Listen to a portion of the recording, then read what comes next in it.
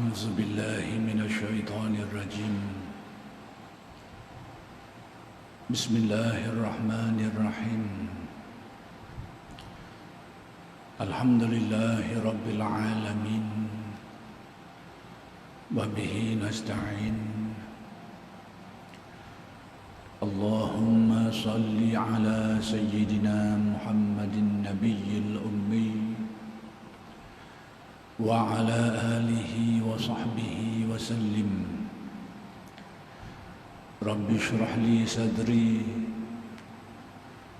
ويسر لي أمري واحلل عقدة من لساني يفقه قولي. ولا حول ولا قوة إلا بالله العلي العظيم.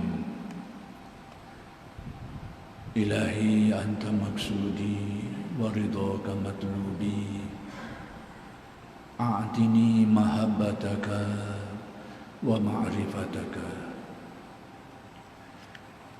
السلام عليكم ورحمة الله وبركاته. الحمد لله والشكر لله wassalatu wassalamu ala rasulillah, amma ba'du. Pertama sekali kita bersyukur kehadirat Allah Subhanahu wa ta'ala yang telah memurniakan dan melimpahkan kepada kita bermacam-macam nikmat yang sangat banyak zahir dan batin. Mudah-mudahan segala nikmat-nikmat itu sentiasa dikurniakan kepada kita dan dijadikan kita orang yang mensyukuri nikmat dan seterusnya ditambah dengan berbagai-bagai nikmat lagi oleh Allah Subhanahu wa taala. Dan insya-Allah pada malam ini akan diteruskan pengajian kitab Al-Hikam karya Syekh Ahmad Ibn Athaillah Al-Iskandari radhiyallahu anhu. Kalam hikmat yang ingin dijelaskan pada malam ini ialah kalam hikmat yang ke-225,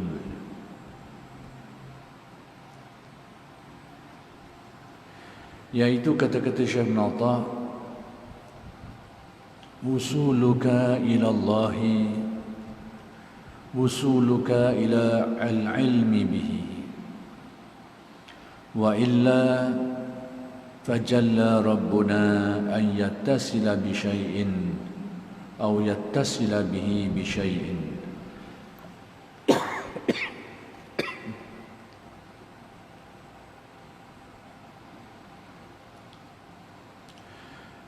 Fajalla rabbuna an yattasila bi syai'in aw yattasila bihi syai'un. Jadi bi syai'in yang ujung tu lebih baik ditukar dengan syai'un, dibuang baknya. Jadi ayat fajalla rabbuna an yattasila bi syai'in aw yattasila bihi syai'un.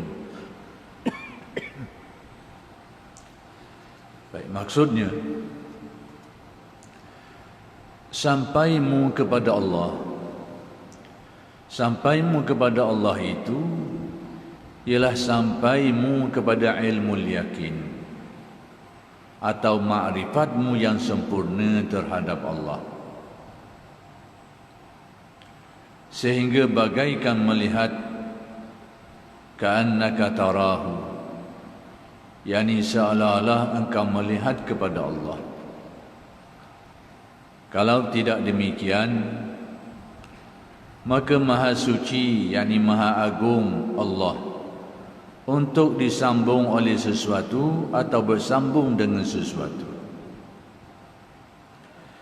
Baik, apa erti kalam hikmat Syekh Ibn Atha yang ke-225 ini?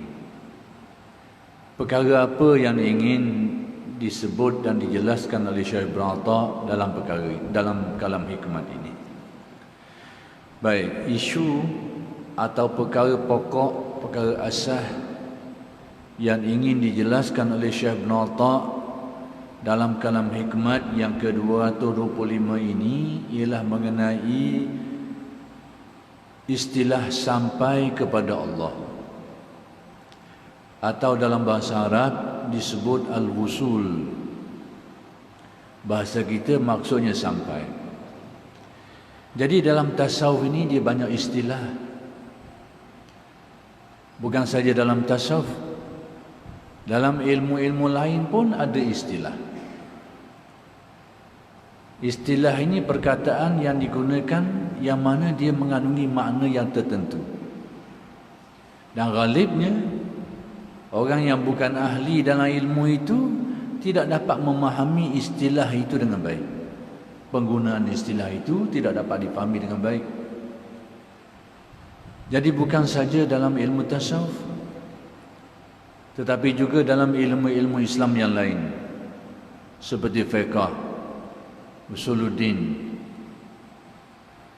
dan cabang-cabang ilmu Islam yang lain, dia ada istilah yang tersendiri. Jadi yang dapat memahami istilah itu dengan baik, orang yang mempelajari dan menekuni ilmu itu, atau orang yang berkeahlian dalam ilmu itu. Jadi semata-mata mengetahui ilmu bahasa dan ilmu alat yang berkaitan, yang bersangkut paut dengan bahasa itu, seperti lughah, saraf, nahwu dan seumpamanya itu, tidak cukup untuk memahami istilah-istilah khusus dalam sesuatu ilmu. Tidak cukup. Tetapi pengetahuan tentang bahasa ni dan cabang-cabangnya itu sangat diperlukan untuk memahami istilah ini. Tapi sekadar memahaminya, memahami aspek-aspek yang berkaitan dengan bahasa ni, masih tidak cukup untuk memahami istilah-istilah khusus sesuatu ilmu, termasuklah ilmu tasawuf ini. Jadi di antara istilah-istilah yang ada dalam ilmu tasawuf ini adalah al-wusul, yang maksudnya sampai. Baik, sebelum saya menjelaskan pengertian ini menurut apa yang ingin disampaikan oleh Syekh Ibn Atta, saya nak beri gambaran kasar dulu, gambaran umum tentang istilah sampai. Baik, tasawuf ni atau tarekat adalah merupakan satu perjalanan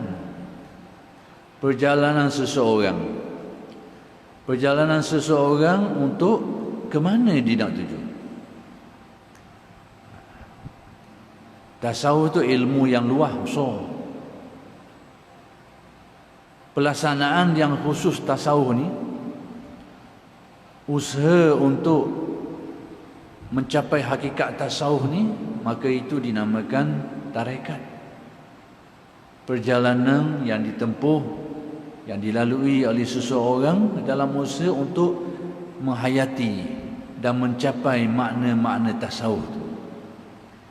Jadi di sini adanya istilah perjalanan tu.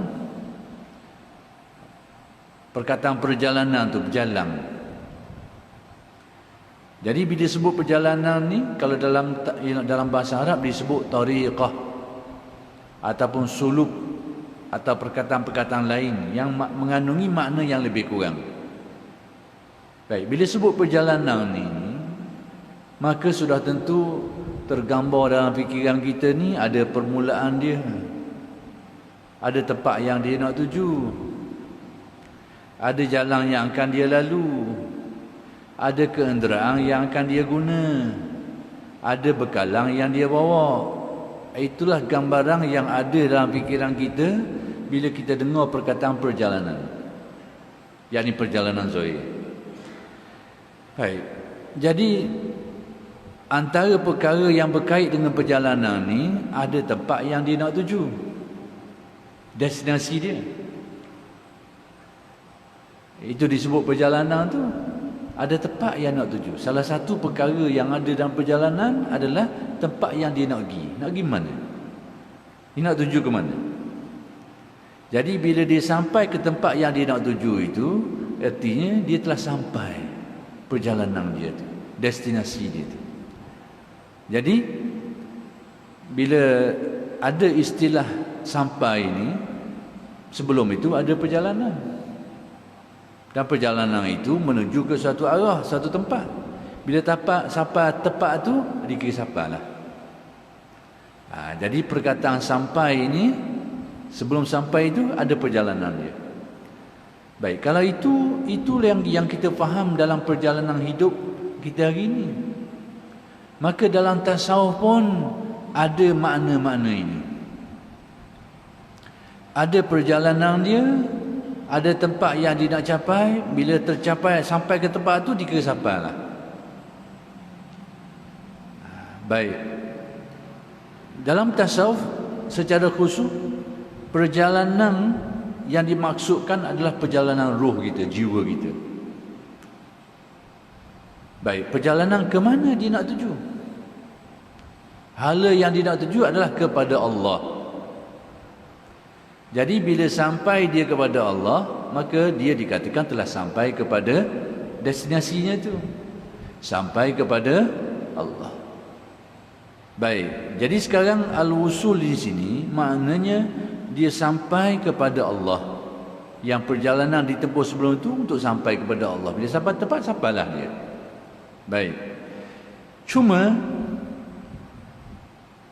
istilah ini kalau tidak dipahami dengan baik, dia boleh membawa kepada kefahaman yang salah.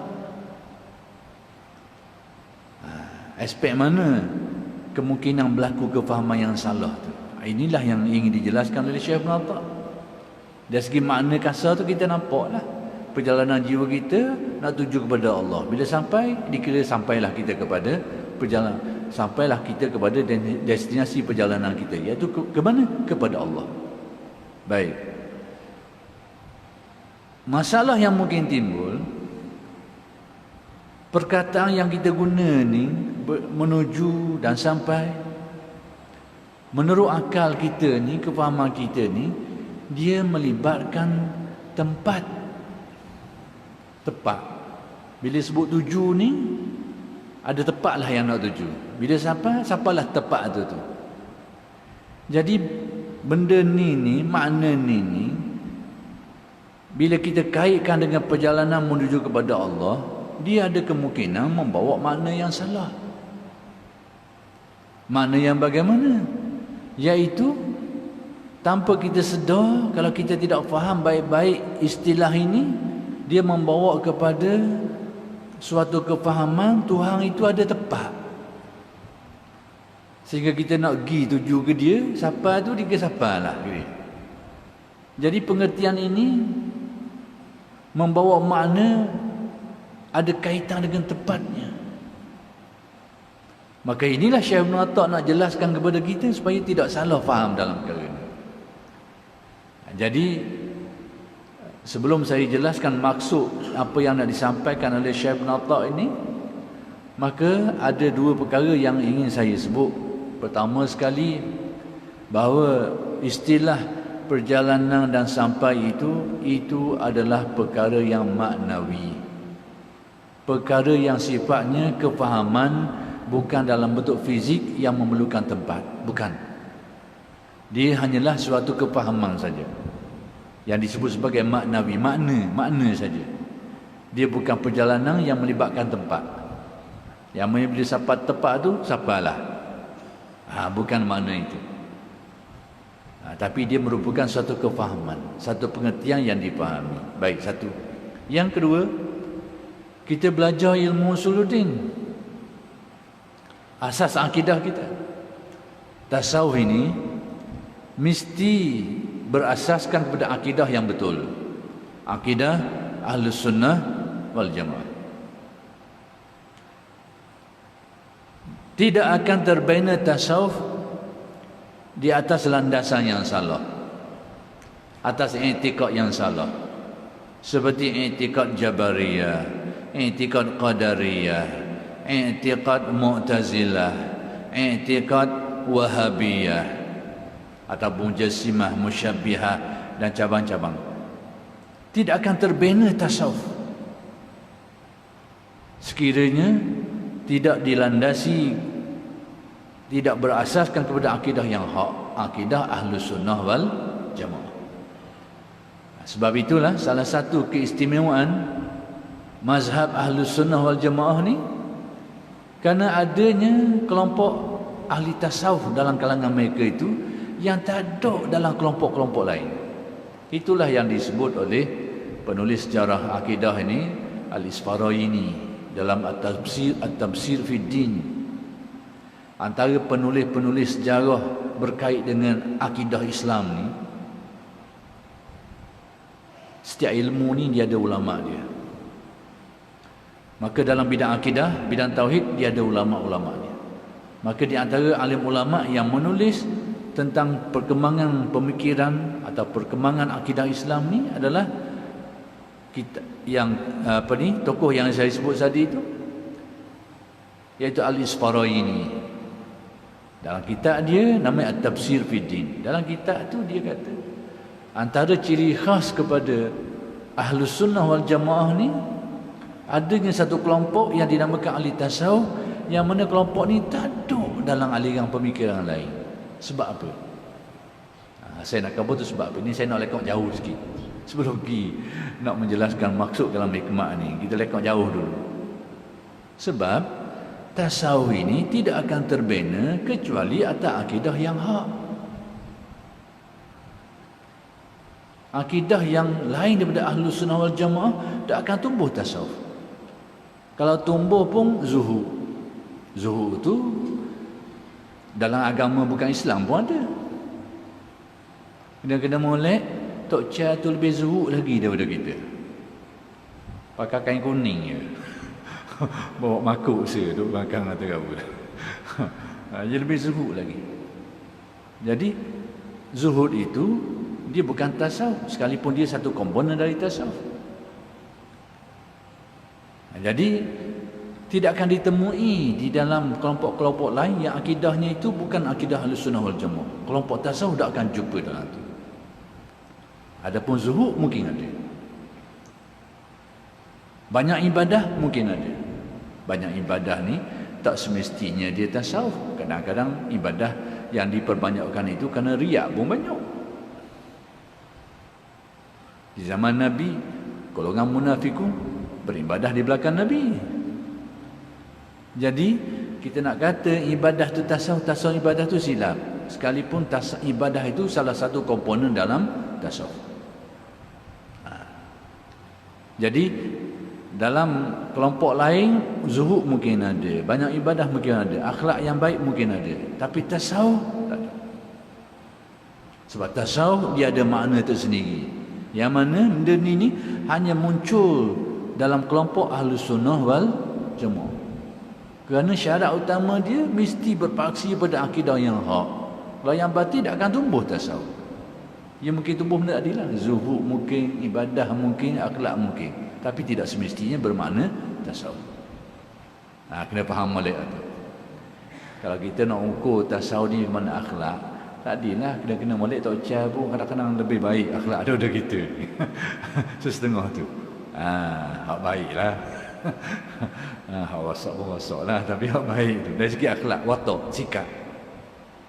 Kena molek. Jadi tasawuf ni dia ada ukuran dia sendiri. Dia ada kefahaman dia sendiri. Baik. Kita balik kepada akidah. Bahawa untuk memahami tasawuf ni kita kena ada akidah yang hak.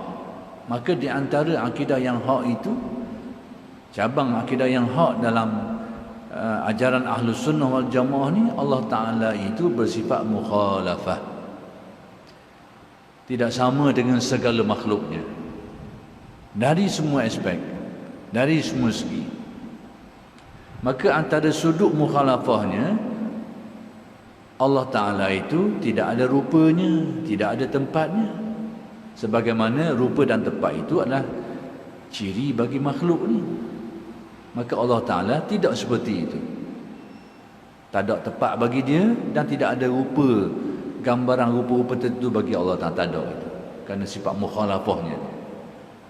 Jadi sekarang salah satu aspek mukhalafah Allah Ta'ala ni, dia tak ada tepat. Dia nak kata situ sini, luar dalam, atas bawah. Dia nak kata. Kerana tempat itu sesuatu yang tidak boleh dikaitkan dengan Allah. Kerana dialah yang mencipta tempat itu. Dia sendiri sirrul asrar, rahsia segala rahsia yang tidak mampu dijangkau oleh akal manusia ini. hakikat ketuhanan dia tu. Tapi kita yakin wujudnya dengan dalil yang ada. Tapi hakikat sebenar Tuhan tu rahsia segala rahsia. Cuma kita percaya kewujudan Tuhan tu. Atas dasar apa? Dalil-dalil lah. Dalil Al-Quran dan hadis, dalil alam semesta ni, dalil akal ni mengesahkan adanya Allah dan sifat-sifat kesempurnaannya yang lain. Tapi guana macam mana hakikat sebenar Tuhan itu perkara yang tidak mampu dicapai oleh sesiapa. Ini tahqiq mukhalafah dalam kefahaman Ahlus Sunnah wal Jamaah. Jadi kalau ada yang faham lain dengan kefahaman lain, itu bukan trend Ahlus Sunnah wal Jamaah.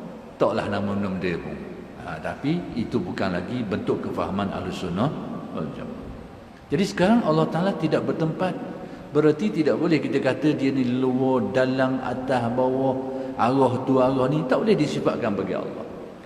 Baik, bila kita kait dengan istilah sampai, perkataan sampai itu dari segi penggunaan biasanya, berarti ada tepat lah yang kita sampai tu. Sampai situ tu, sampai lah.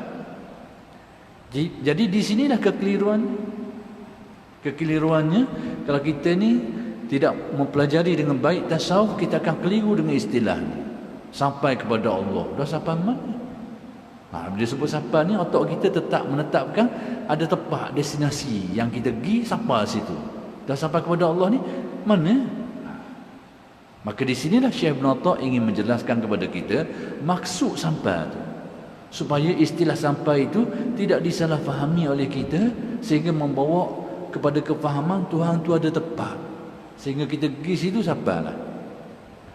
Setengah kelompok-kelompok Wahabiyah ni dia menggunakan peristiwa Isra' Mi'raj untuk mensabitkan Tuhan atas langit. Dia gunakan istiwa itu.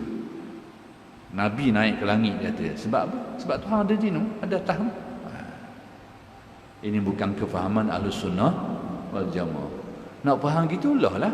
Siapa yang nak i'tikad macam tu, i'tikad lah. Cuma nak kabarnya itu bukan i'tikad pegangan Ahlus Sunnah wal Jamaah. Taklah nama apa-apa pun. Baik. Kalau begitu, apa makna sampai ni? Inilah Syekh Ibn Atta nak beritahu. Maka kata Syekh Ibn Atta, sampaimu kepada Allah itu ialah sampaimu kepada ilmu yakin.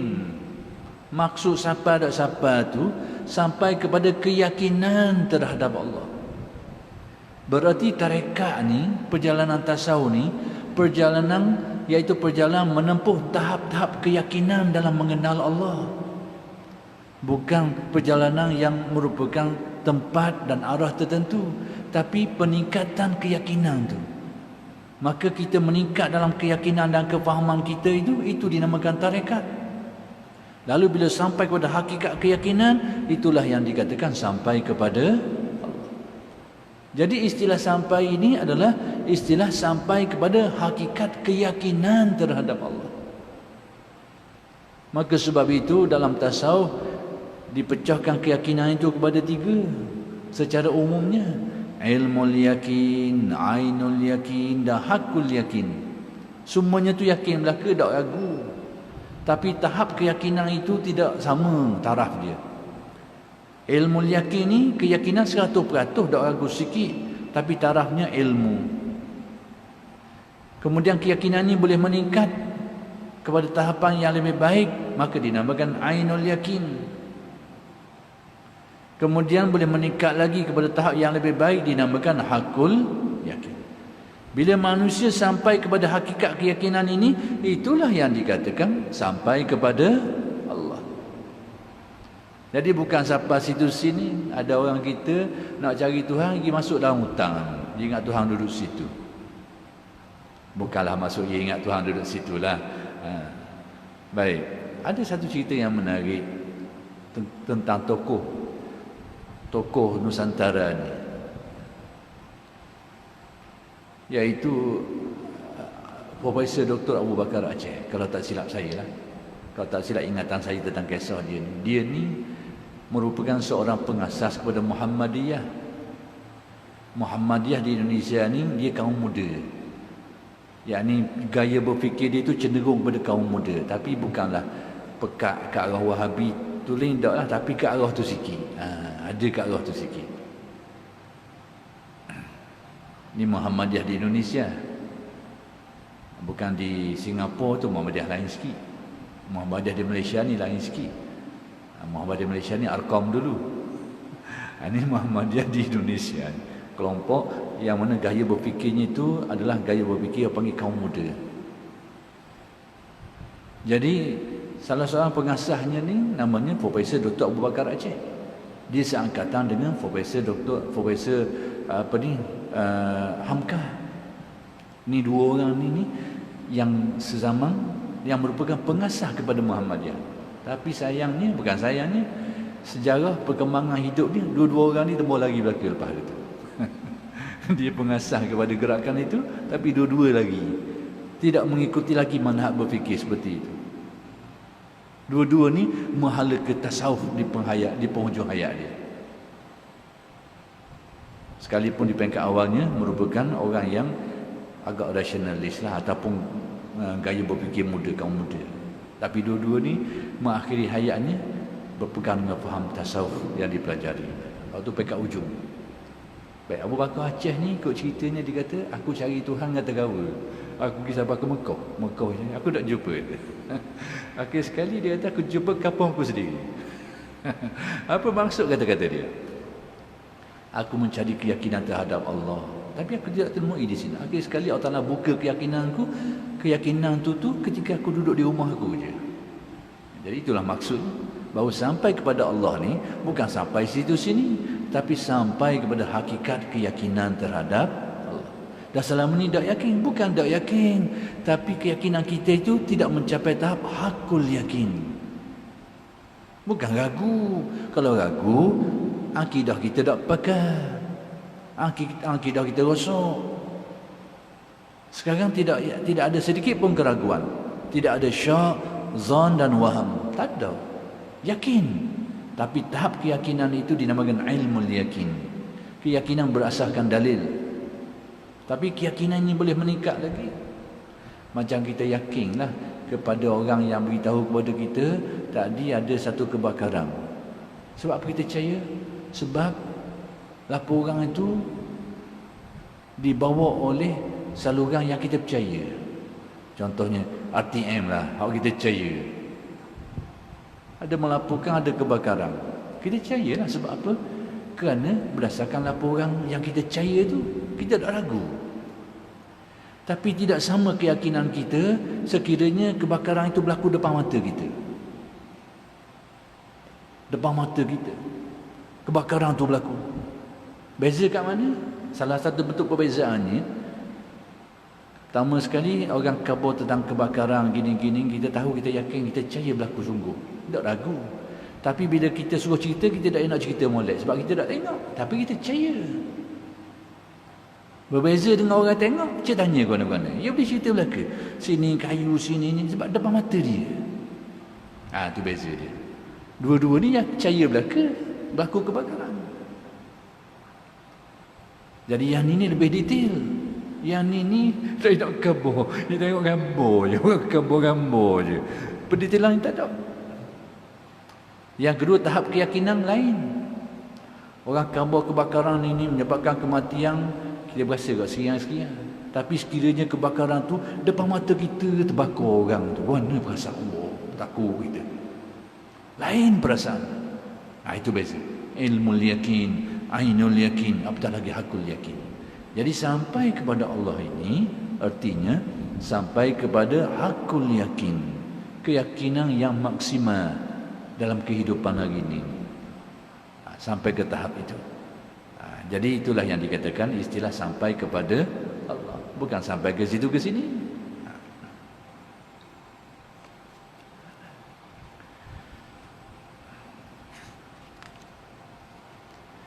Baik, kerana soal sampai kepada Allah itu berbeza antara semua orang yang sampai. Yang ni tahap keyakinan yang dicapai itu tidak sama. Sebab iman itu suatu kurnia Allah. yang tidak dapat dicapai oleh apa pun juga. Kerana iman itu kurniaan Allah Ta'ala dan dia boleh berubah dari segi kuat dan lemah tadi itu. Meningkat, bertambah dan berkurang dari segi tahap kekuatan keyakinan dia itu. Tidak sama. Jadi tahap sampai seseorang kepada Allah itu tidak sama lah. Berdasarkan kepada tahap kekuatan keyakinan dan kefahaman dan keyakinan dia terhadap Allah. Tak sama. Maka tadilah ada 3 istilah tadi tu. Ilmul yakin, ainul yakin dan hakul yakin. Itu pecahan 3. Tapi kalau kita pecah detail lagi, ilmu yakin ni pun banyak lagi pecahan dia. Ainul yakin ni boleh pecah lagi. Hakul yakin pun macam tu juga. Kalau nak pecah, nak kabarnya tahap kefahaman dan keyakinan seseorang tu tidak sama. Dari segi kehalusan faham dan kedalaman serta kekuatan yakin terhadap Allah. Tidak sama. Tapi semua itu duduk dalam kelas yakin, tidak ragu kepada Allah. Jangan letak bawah dalam istilah ragu pula. Tidak, tetap yakin. Cuma tahap keyakinan saja yang berbeza.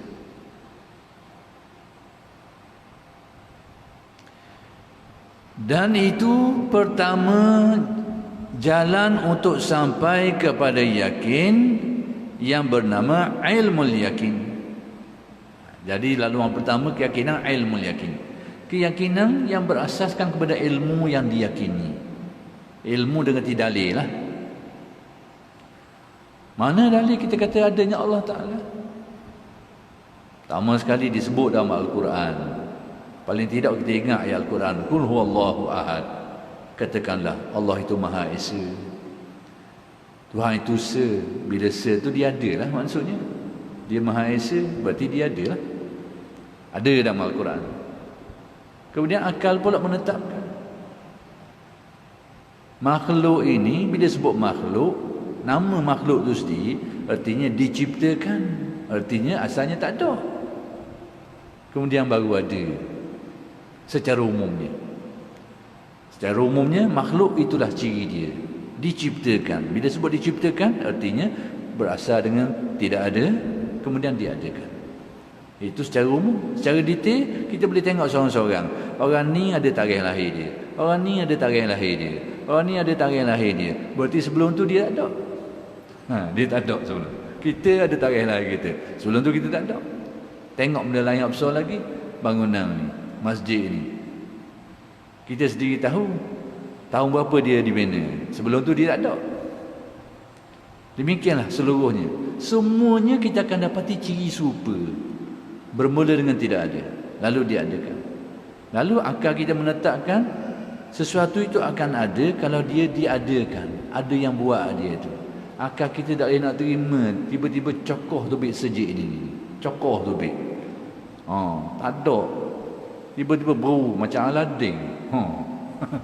Tu kira apa cerita tu. Jangan makanlah boy. Tapi tiba-tiba dia. Akal tak apa nak terima. Demikianlah benda-benda lain. Akal dia nak terima, dia ada gitu je. Mesti ada tukang buah. Itu satu ilmu naluri, daruri yang Allah letak dalam diri kita ni. Bahawa setiap yang baru ni asal tak ada ni, mesti ada tukang buah dia. Jadi akan menetapkanlah alam depan mata ni. Alam raya, alam jagat, sejagat ni depan mata kita ni. Komponen kecil-kecil ni kita tahu asal tak ada, kemudian ada. Alam seluruhnya pun gitu jugalah. Maka ada permulaan dia tu, ada tukang buat dia tu. Yakinlah kita kepada Allah. Kemudian berkembang keyakinan itu tentang kekuasaannya, kehendak dia, tentang ilmu dia. Macam mana Tuhan yang menciptakan alam ini, kalau dia tak ada kuasa, takkan dia boleh buat? Mesti dia berkuasa. Yakin kepada kudrat Allah. Macam mana Tuhan yang menciptakan alam ini, dia tak tahu, tak erti. Tak erti, nak buat guna tak erti. Mesti dia tahu segala rahsia, sebab tu dia boleh buat. Maka yakin pula kepada Allah Ta'ala Maha mengetahui. Demikianlah keyakinan berasaskan kepada dalil. Ilmu yakin. Naik lagi tingkatan kepada ainul yakin dan hakul yakin.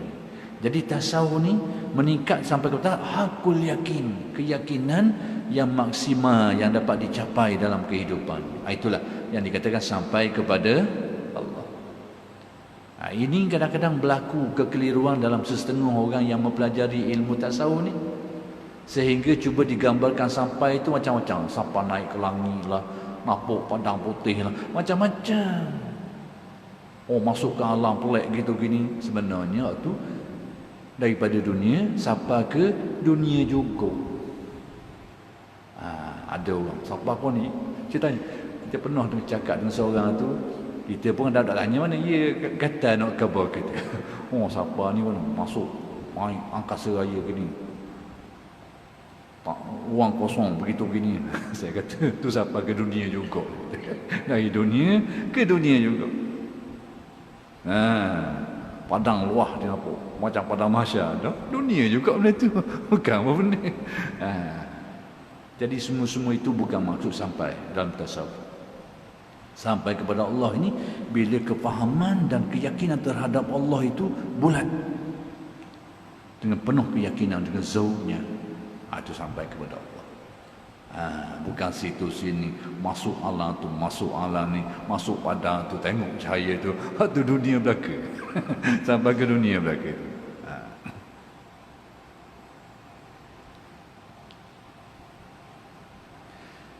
Ainul yakin dan hakul yakin. Maka apabila seseorang telah beriman dan tiada ragu dan mungkin bertambah kuat atau tebal imannya hingga berupa keyakinan, maka di saat itulah manusia bererti telah sampai kepada Tuhan Allah Subhanahu wa taala. Jadi sampai ini bila tahap keyakinan dia teguh, yang dinamakan hakul yakin. Ilmu yakin tak sampai juga, tapi sampai pada taraf ilmu yakin. Ainul yakin sampai juga, lebih mendalam lagi. Maka yang paling mendalam dalam hal sampai kepada Allah ini dinamakan hakul yakin. Keyakinan yang bulat terhadap Allah. Dan kita tak nak memperincikan detail, kerana dia melibatkan istilah-istilah yang lebih rumit lagi, fana, baqa dan sebagainya. Kita tak pergi tak situ. Ya, kita faham maksud itu pun sudah memadai. Baik, demikianlah kalam hikmat Syekh Ibn Atta yang ke-225 menjelaskan istilah sampai dalam tasawuf. Jadi sampai tak sampai ni adalah merujuk kepada keyakinan ataupun makrifat. Bila seseorang mencapai ke tahap hakul yakin, maka itulah yang dikatakan sampai yang sempurna dalam tasawuf. Dia bukan melibatkan tempat, dia bukan melibatkan arah, dia bukan melibatkan ruang itu dan ini, tapi suatu pengertian yang membabitkan tahap keyakinan, kefahaman dan keyakinan manusia terhadap Allah Subhanahu wa taala.